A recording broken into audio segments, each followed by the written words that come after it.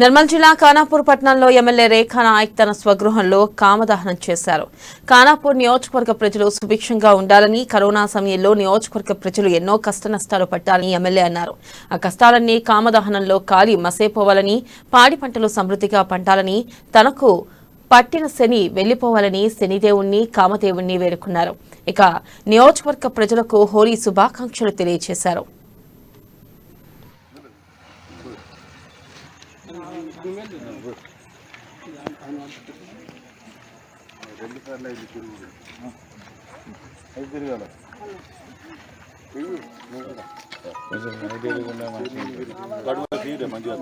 Life కూడా అలాగే colourful గా ఉండాలి. ఏ కష్టాలు ఎవరికి రావద్దు. మరి జీవితంలో సుఖంగా ఉండాలని ఆ భగవంతుడు